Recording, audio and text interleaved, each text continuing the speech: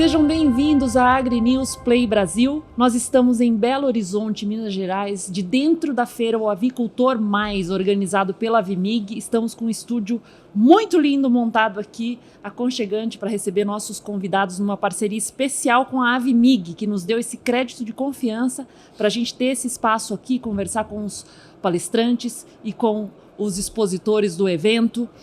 O campo avícola vem sendo desafiado a entregar cada vez mais com menos. Menos consumo de energia, menos perdas térmicas, menos estresse nas aves e tudo isso com maior rentabilidade. No estúdio do AgriPlay, vamos conversar sobre como a eficiência dos aviários depende cada vez menos de decisões intuitivas e cada vez mais do uso racional da tecnologia, da ambiência e da gestão técnica. Para isso, a gente vai conversar com duas profissionais que vivem esse desafio em perspectivas complementares, a da indústria e a da granja.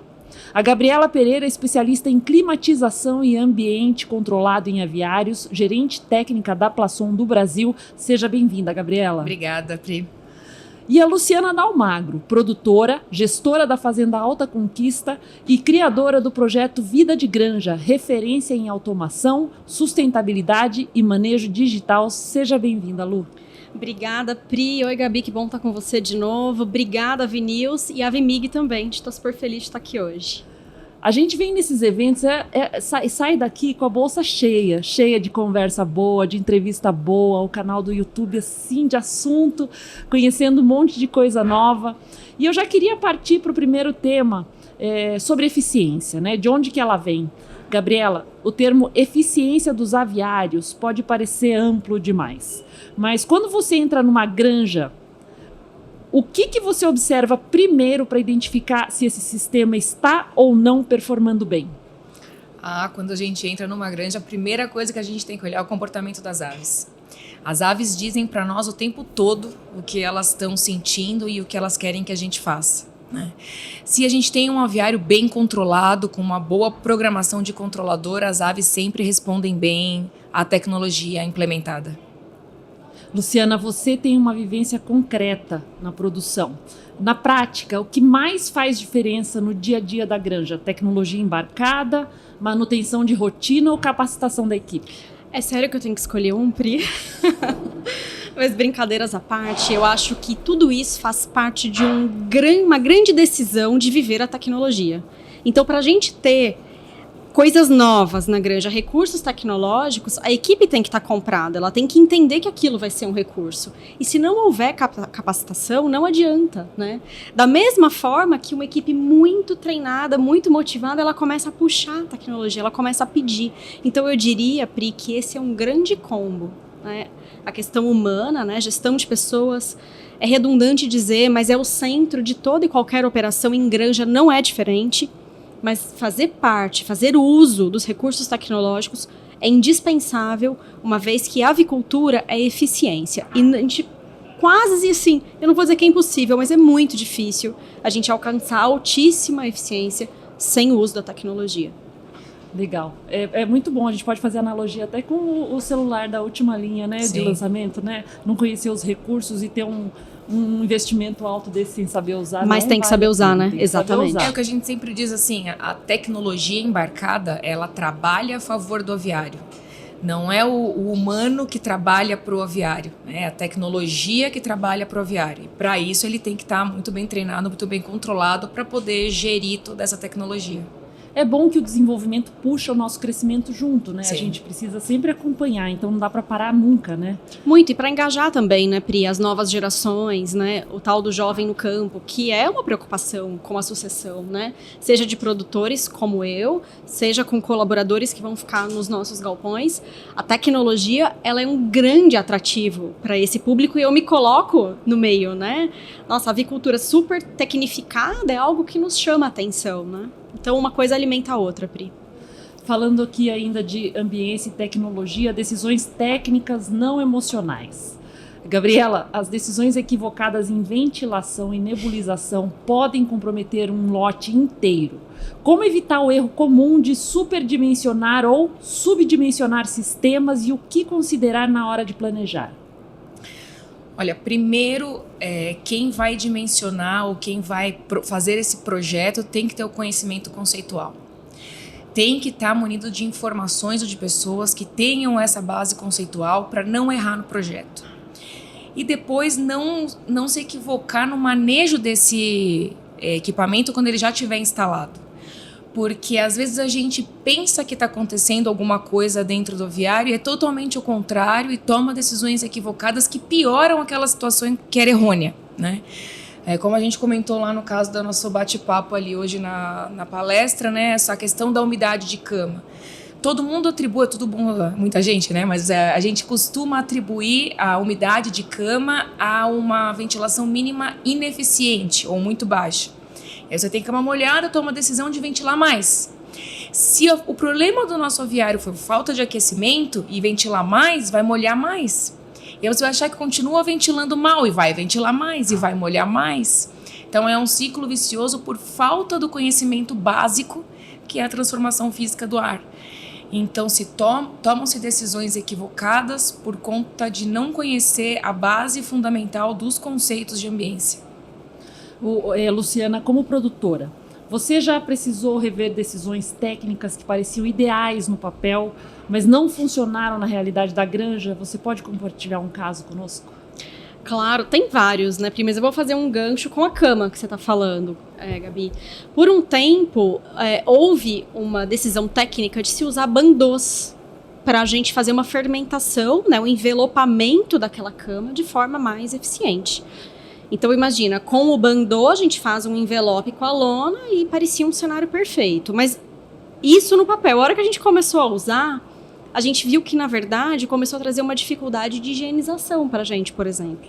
Uma dificuldade do próprio manejo daquele equipamento. Depois, para tirar, para higienizar, para voltar. Um equipamento que começou a rasgar, né? Trazer outras oportunidades que a gente não tinha mapeado.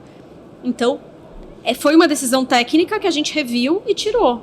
Né? Hoje a gente não usa mais o bandô e o que a gente faz é arredar a cama, né? Um termo que a gente usa, faz um corredor, né, lateral com o equipamento, a gente enleira e aí a gente consegue fazer esse envelopamento de outra forma.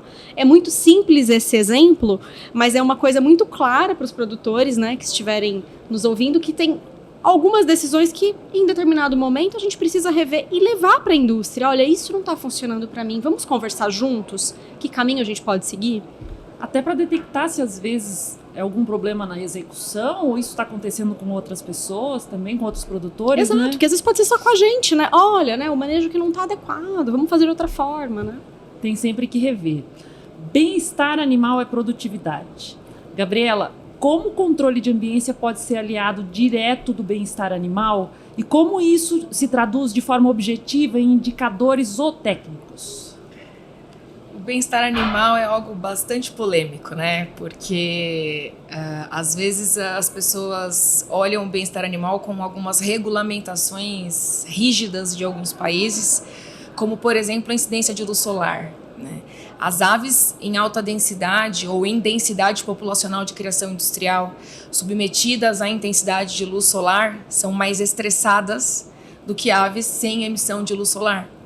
Então, quando a gente fala em ambiência e controle ambiental, a gente tem que controlar tudo que as aves estão sendo submetidas. Não quer dizer que uma ave submetida a uma luz natural solar, ela está em bem-estar, né?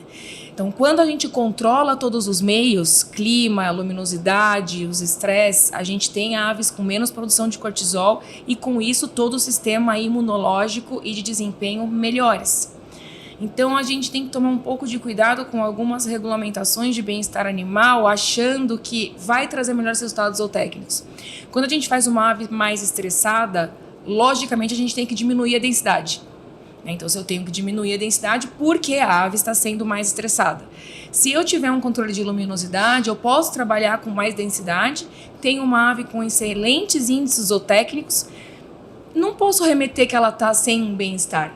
Se eu tenho um bom índice zootécnico de desempenho, né? Eu não estou submetendo uma ave a uma produção de cortisol que leva a uma imunossupressão gerada por um estresse. Então, tem esses vieses que a gente tem que sempre ponderar um pouco quando a gente fala em bem-estar animal. Acho que quando a gente fala em ser vivo, não existe nada muito estático na avaliação. Exatamente. Né? É sempre um conjunto de coisas, a gente tem que ter um pouco de sensibilidade para ver as coisas, né? Luciana, você costuma dizer que bem-estar animal não é luxo, é sobrevivência. Como esse conceito mudou na sua forma de conduzir a produção? O bem-estar animal é uma premissa dentro da nossa produção, né? Então, eu acho que tudo que a gente conversa, tudo que a gente traz, inclusive de tecnologia, a gente está visando, de alguma forma, melhorar a vida daquele animal, né? Que está ali para nos servir como proteína em um determinado momento desse ciclo de vida, né? E quando a gente pensa num conceito mais amplo, que é a sustentabilidade, Pri, na avicultura, essa matriz de sustentabilidade, ela começou a ser discutida com bem-estar animal. Então, a gente já fala e faz isso há muitos anos. Esse, com certeza, é um dos grandes gols da avicultura brasileira. É um assunto que a gente conversa e trabalha já há muito tempo. Tanto que a gente é muito auditado por diferentes missões, e é uma verdade, né? Todo mundo observa isso na nossa produção. Agora, esses conceitos, né, que a Gabi traz, é que muitas vezes, Pri, quando a gente vai falar de sustentabilidade, de bem-estar, a gente parte da nossa perspectiva, né? O que a gente entende que seria melhor. E muitas vezes o que é melhor para o animal é outra história. Por isso que a observação clínica, o consenso científico, as rodas de conversa são muito importantes, não só em sustentabilidade, mas tudo que tange o universo animal. É realmente impressionante quando a gente vem de fora. Eu falo, vem de fora mesmo, porque eu sou uma pessoa nascida numa grande capital, que pouca vida tive no meio rural. A minha profissão como jornalista também, quando eu comecei a atuar nesse setor, a quantidade de ciência que tem por trás de cada detalhe da produção, que reflete no resultado financeiro econômico do negócio no final, que precisa ser considerada, é enorme. A gente não faz ideia quando está de fora, né? Vou inverter agora essa Gabriela. Luciana, vou voltar agora. Luciana, você acha que o produtor brasileiro já internalizou que eficiência começa com decisão técnica ou ainda há muito achismo nas rotinas de produção? Muito bom ponto. Eu acho que a gente não pode desmerecer a experiência das pessoas e a vivência delas e o conhecimento empírico adquirido durante a rotina, né, do granjeiro, do produtor. Mas eu acho que isso não pode nos levar ao lugar do eu sei tudo, eu já faço tudo da melhor forma, então eu não quero nem saber o que o mercado está falando, o que a ciência está falando. Então, infelizmente, Pri, a gente ainda escuta muitos achismos. E às vezes, assim, a gente que está em mídia social, a gente que está em evento, né, isso dói, porque tem coisa que, assim, querer reinventar a roda. Tem conceitos que a gente não tem mais que ter achismo, né? Eles já são validados na prática, cientificamente, em todas as esferas, e muitas vezes a gente ainda vê o produtor com um discurso de beleza, mas o meu é diferente, o meu foi diferente. Mas será que ele tentou fazer dessa outra forma? Então, o achismo, ele é um lugar que eu acho que a gente não pode cair. Eu aprendi isso muito com a minha família. A minha família é muito do porquê sim e não do porquê não. Primeiro a gente escuta, a gente tenta, e se não der certo, não deu. A gente volta para outro jeito. Mas eu até brinquei na nossa palestra que a vida, né, gente, é uma metamorfose. Eu coloquei lá a metamorfose da borboleta, né? Então, às vezes, para sair da lagarta e a gente aprender a voar, vai ter que passar pelo casulo, vai ter que passar por transformação, por um momento de dor.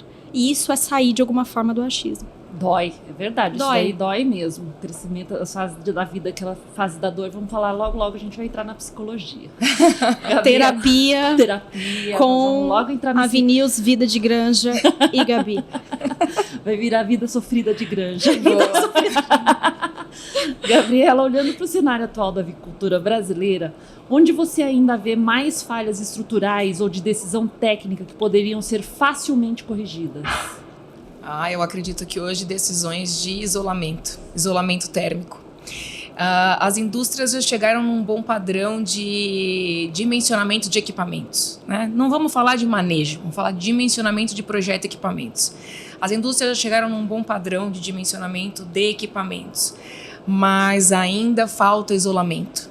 E o isolamento gera toda a eficiência produtiva daquilo que o equipamento pode entregar e que as aves podem entregar. Então, isso eu acho que é facilíssimo de resolver com um excelente payback de resultado e de economia de energia, de combustíveis, enfim, de todos os utilizáveis da granja.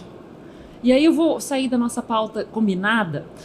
Como que foi a experiência de vocês com a palestra aqui? Cada evento é um público diferente. A gente conversava um pouco sobre o público de Chapecó, né? Aqui a gente está em Minas Gerais. Como que foi a experiência? Vocês fizeram um bate-papo diferente hoje? Qual que foi a recepção das pessoas, as perguntas que eles colocaram?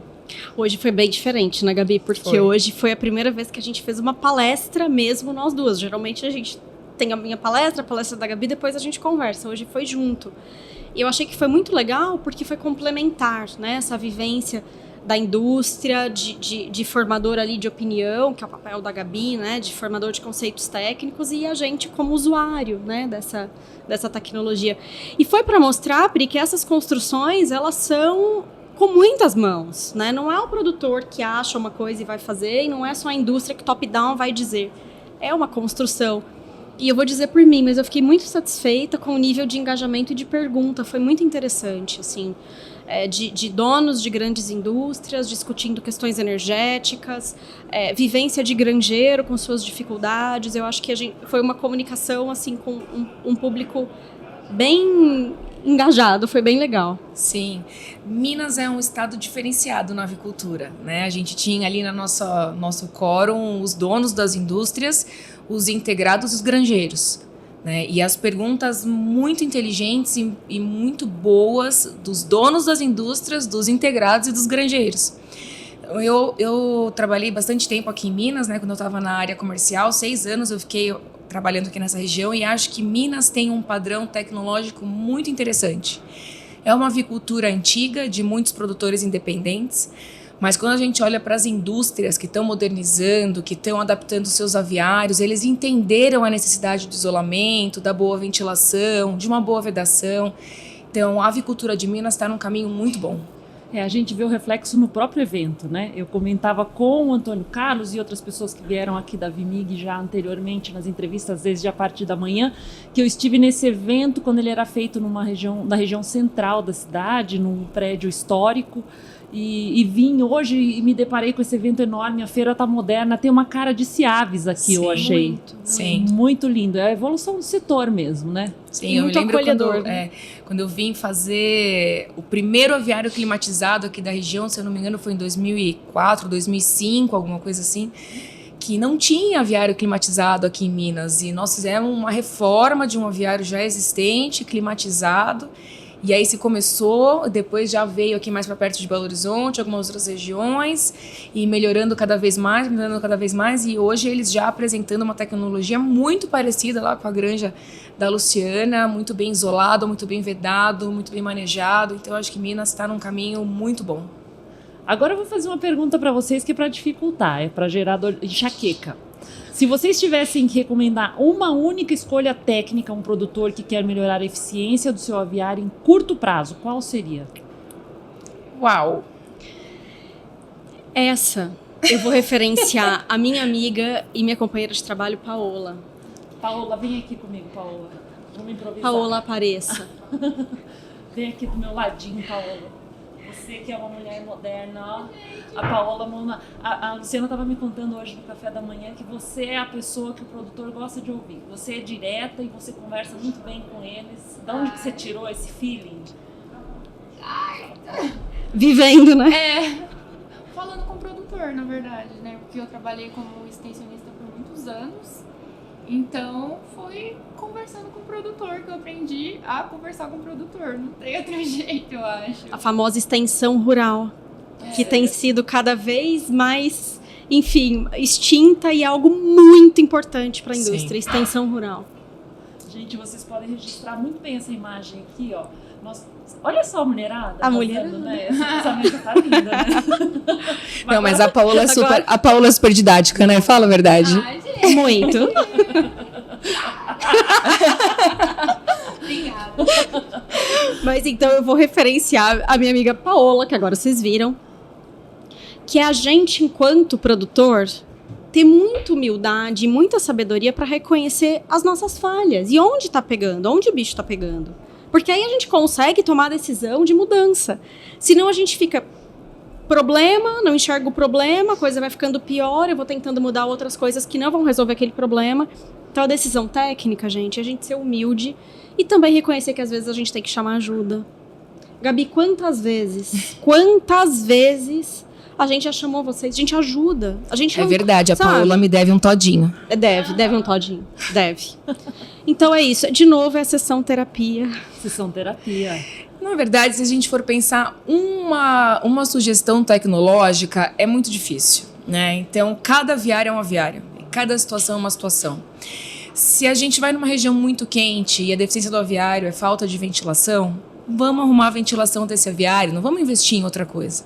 Se é uma região fria e é falta de inlet, vamos trabalhar no inlet. Se é falta de aquecimento, vamos trabalhar na falta de aquecimento. Mas é isso, é analisar a dor daquela situação, muito bem analisada, dentro de um custo-benefício viável para aquele produtor naquela situação e implementar a tecnologia. Não adianta a gente olhar um aviário perfeito e querer implementar essa tecnologia de norte a sul do Brasil, porque a gente sabe que a gente não tem viabilidade econômica para isso. Então tem que ser feito um estudo, entender a dor daquela situação e fazer uma intervenção tecnológica precisa naquela situação. Eu vou convidar o pessoal que está acompanhando, que está cheio de dúvida, pode colocar aqui nos comentários a sua dúvida. A gente vai fazer uma reunião de dúvidas do pessoal que está no campo e aí a gente junta de novo as meninas, vou fazer uma sabatina com elas e a gente vai mandar um programão para vocês. Com a Paola, né, Pri? Com a Paola junto, daí a gente bota a Paola junto e vocês vão ver, vai ser imperdível, vai ser o programinha salvo de consulta diária. Perfeito. Semanal. Vocês topam? Super. Negócio fechado. Então, gente. Meninas, adorei falar com vocês. O pessoal tira sarro da mulherada, a gente faz uma frescura e dá risada, se diverte, né? Claro. O negócio é prestar atenção, porque a gente sempre sabe o que a gente tá falando. Muito melhor rir, né, gente? Claro, com muito certeza. melhor. Eu falo que cada encontro nosso é uma pegadinha. Obrigada, viu, Pri? Obrigada, Uma Gabi. honra Imagina, receber obrigada a vocês vocês. aqui. Muito bom Eu estar acho que aqui. eu nunca tinha te entrevistado, né, Luciana? Ah, vá, jura? Não, lá eu nem vou Não. falar que ela fugiu de mim lá em Chapecó. Não. Foi uma questão de malha Foi, aérea. foi, Eu vou foi. defender minha amiga. Foi questões familiares. Ainda Obrigada. tomei um chá de cadeira. Obrigada, meninas. Um prazer falar com vocês, viu? Muito obrigada. Obrigada. Obrigada, Pri. Paola. Pessoal, não esquece de se inscrever no canal. Pode mandar as perguntas, eu brinquei, mas é verdade.